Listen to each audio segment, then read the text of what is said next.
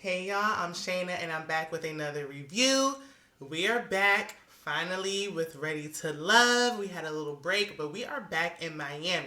This is season 7, technically season 8 because they didn't count the season when they was away on a little getaway, but whatever. We're back. It's time for the sexy singles. They're going to have the mixer. So we're just going to go ahead and jump into it.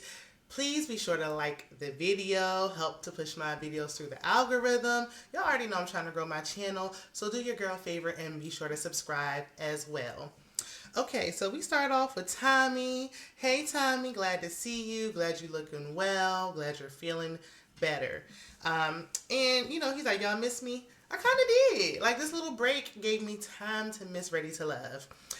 So we see the intro. This time it was filmed at nighttime, and I actually like that better. Like it gave it a more sexy Miami feel. You feel me? So we're at the mixer, and the first person we see is Andre. He's 39, and for me, he's giving corny with that little twist coming down on the front. I don't know. It's like you're trying too hard to be funny. Like I like my man naturally funny, like not too forced. You know what I mean? So then we see Corvea. She's 31. She says she likes her man 6 feet and over. When I first saw her, she was kind of favoring Erica Mena to me, just a little bit. But she says she's spicy and all that. And we see Natasha. She's 37. She's an attorney. And, I see we have a lot of the same fields because we had an attorney. Simone was an attorney on when they were off at the retreat. She said her career affected her love life, so that's an issue, but she's ready to settle down. Then she said she was engaged once a long, long time ago. She's trying to get engaged again, and get married again. Oh, not my heat cranking on. Hold on, y'all. Okay, y'all just gonna have to ignore that noise. It's gonna go off. Anyway, so we got Z. She's 34. I don't know. She wasn't given 34. Some of these people be telling another age, like it's their industry age or something. I don't know. I think it was the makeup. She said she likes to spoil her men. She said she liked to baby them, but I said she liked to spoil them. She liked to cook for them and rub their head and all that stuff. I mean, when you're in love, you want to do those things. This is when I don't like you and I really don't want to do those things. So we see Dre. He's a little short guy. He seemed nice. He seems really nice. He said he likes when his woman gets comfortable around him, like comfortable enough to pass gas and let loose. Like he like that. That takes a minute. We got to get there. We don't just start off there. We got to get there. So he's talking to a few ladies, and suddenly he started freestyling. Okay, I'm gonna leave it alone. Okay, cool. All right. Okay. So Dre said him being short hinders his love life, but it is what it is. What you gonna do about it? You just gotta find your short lady. Then we see Lyndon, I believe. Lyndon, he's 33. Him and his hair. He said the ladies think that he's a player because he works in the nightlife. I saw somewhere, like, when they were showing the cast ahead of time, and they always, I don't know who the photographer is that be taking these pictures of the cast, fire him. They never look like that on the actual show. And then the pictures, fire whoever that is. But he was saying somewhere, I thought I saw he was an aspiring rapper. I said, at 33? I ain't trying to get in the way of nobody's dream, so okay. But and then he also said he's Jamaican. Flag on the play. Shout out to my Jamaican men out there. I'm just saying, some of y'all can be a red flag. I'm just saying. So then we see Morgan. She's 38. She's beautiful. She's interested in Lyndon, but she's like, I don't know, his lifestyle intimidates me. She's a homebody, so him being out, talking about he works till the club he work at, say, open till 5 a.m. So she like, I don't know about that. I don't know about it either, because at 38, you really want your man, I mean, he's a manager at the bar, so it's like, unless you really bringing in, like, money, then I don't really, I don't really want that either, me personally. So we see Marcia. She's 34. I like her. She has a vibrant personality that I think is going to help her to stand out during this process. She says she's a fashion designer who loves herself. She says she would marry herself if she could. Okay, for the self-love of it all. This is a margarita. I got to go, by the way. I got to see some Mexican food tonight, and I had to give me a margarita. So We see Blue. He likes Marcia, and he said he owns a hookah lounge and a liquor store. That's another one that's into that Miami nightlife. Just saying. So, Marcia says she feels safe with Blue. Already? Okay. And she said when a woman feels safe, the floodgates open. I agree with her on that. That is true. Because they always talk about women being in their masculine energy, and we say we want to be in our feminine energy, but we can't rest in our femininity when we don't feel safe. So when we feel safe, we turn into, you will see a whole nother woman. You'll see a different side to us. So we see Mercedes. She's 31, and she's hoping Tommy can help her find love. Tommy gathers a group. He said there's 16 of y'all. We ain't gonna have too many. You know, they try to do something different every time. He's like, we're gonna be doing it with more intention. I know he said it about the last 3 times, but okay. So he's like, that's why there's less people. But he said, I got a surprise for y'all. The surprise was Rashi and Simone. And we know they met on a resort, but they didn't actually get together on a resort because right when they went on a date, she got eliminated. Now we know up into current times, we know they're engaged already. So, but they were, still just boyfriend and girlfriend.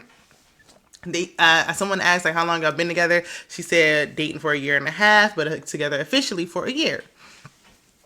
So everybody was like, ooh, yes, like, it gives us hope. There's a couple of success stories, so it's giving us hope. We got about 2-3 success stories from Ready to Love. Just as many success stories as we got on Married at First Sight, and people still sign up. I ain't gonna lie to you. I would sign up for Ready to Love. I feel like Ready to Love is more my speed. So I would sign up for it because it just, the age range, it has parents on there and all that. I'll get into that. So Mercedes, she's 31, like I said, and she's a flight attendant, and it interferes with her relationships. They got flight attendants on there every season. Like, I ain't never seen, if you want to see a flight attendant, it's on every season of Ready to Love, I promise you.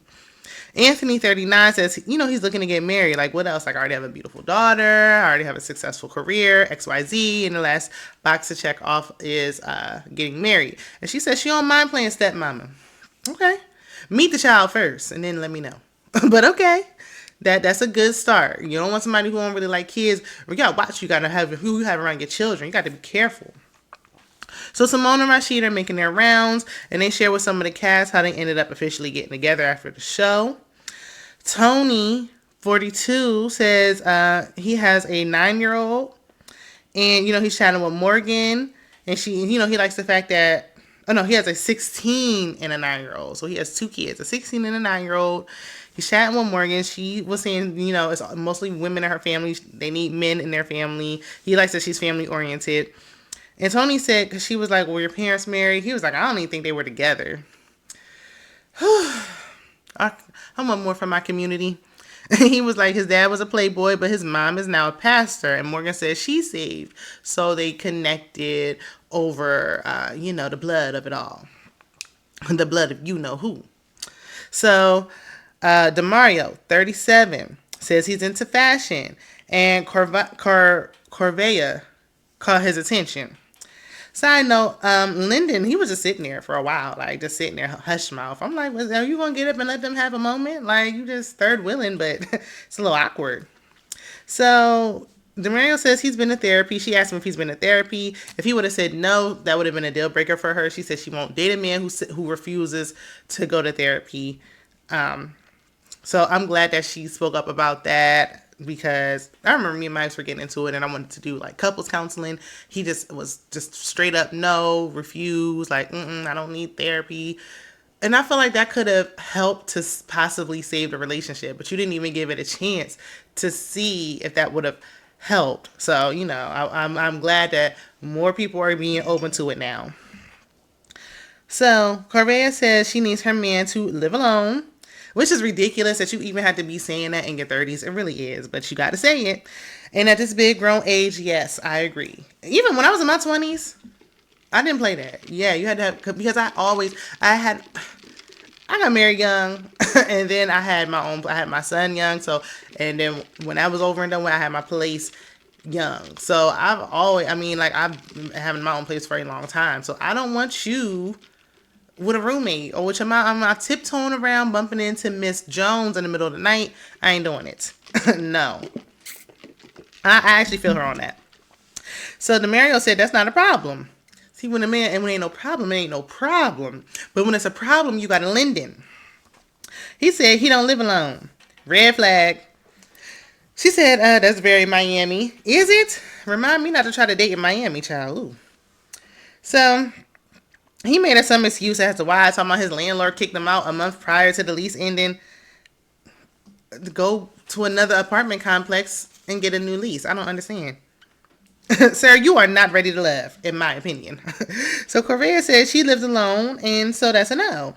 Linda thinks she's being judgy. Now she was maybe could have come off a little judgy, but that she didn't. She don't want that, and she made it clear that is a boundary she's not willing to cross. But there's other women who are fine with it, so go with them.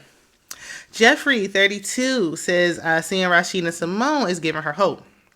Blake, 44, has his eyes on Jeffrey, and they established that friendship should be like the foundation of the relationship.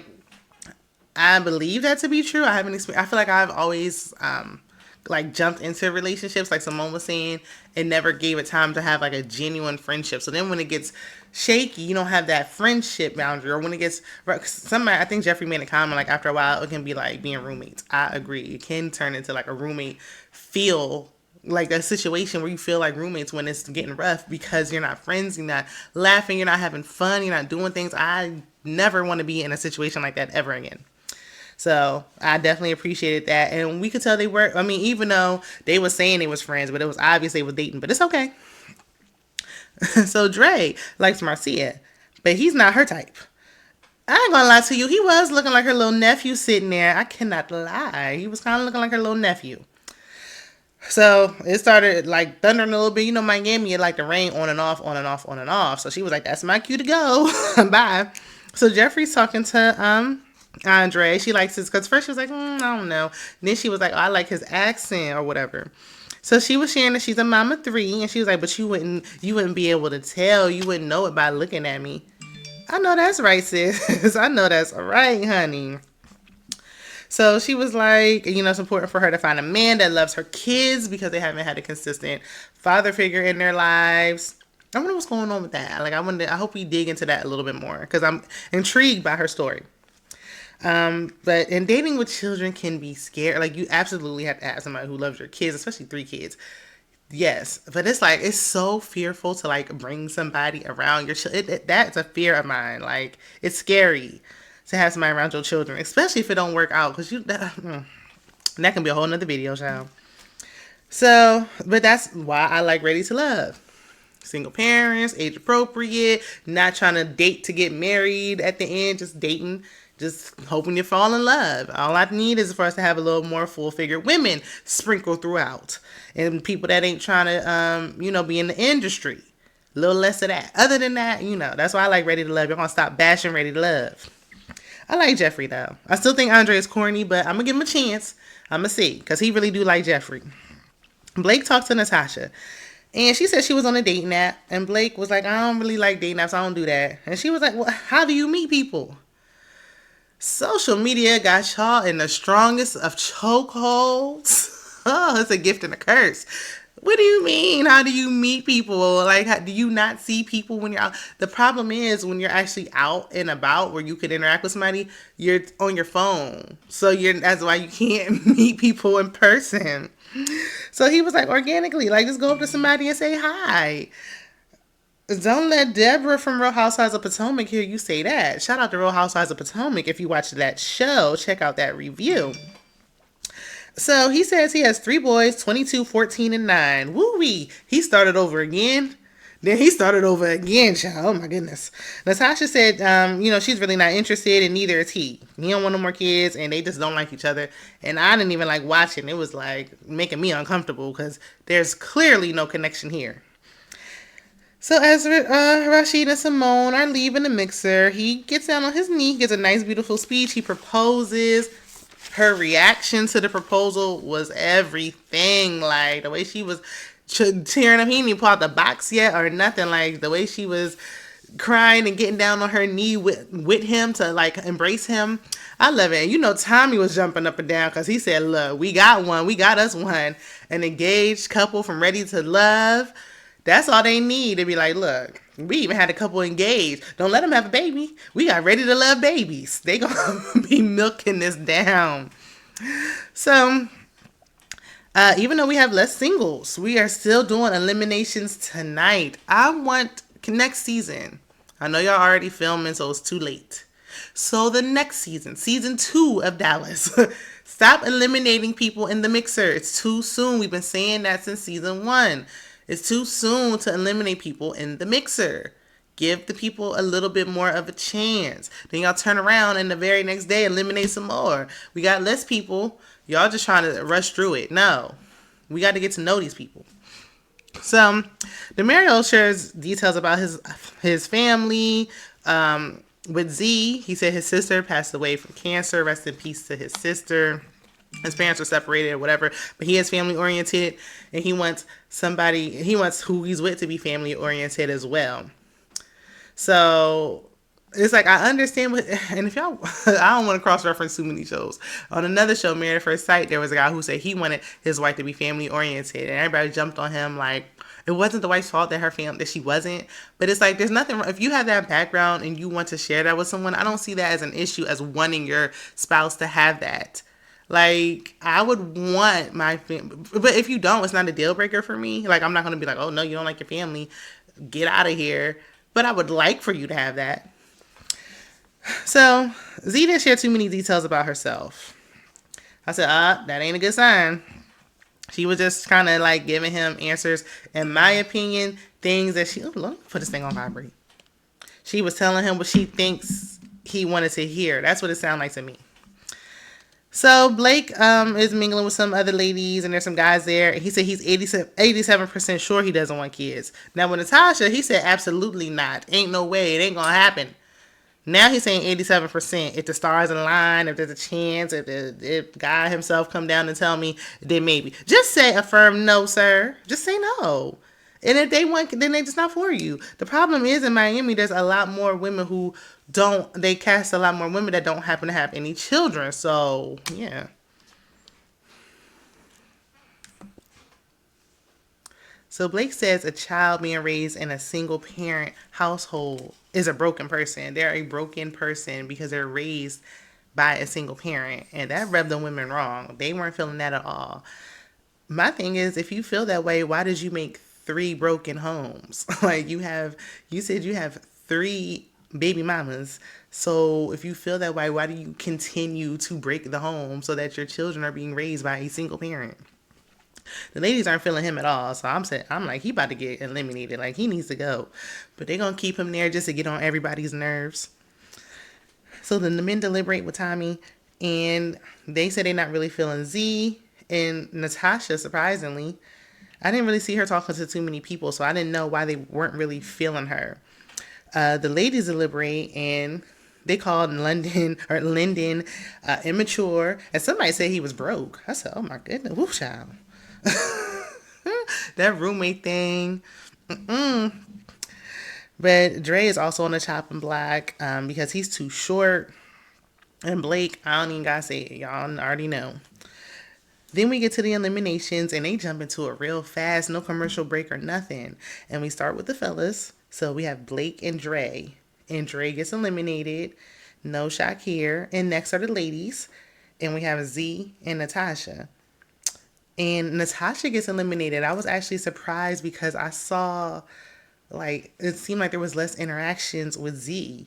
But Natasha gets eliminated. So Z kept saying, let me just not on the first night. I don't want to get eliminated on the first night. If you're at the bottom, that's still pretty bad. Because people who be on the bottom on the first night, they normally don't make it to the end. But that was the end of the episode. Let me know what you guys think. Be sure to like, comment, share, and subscribe. And I'll see you on the next one. Bye.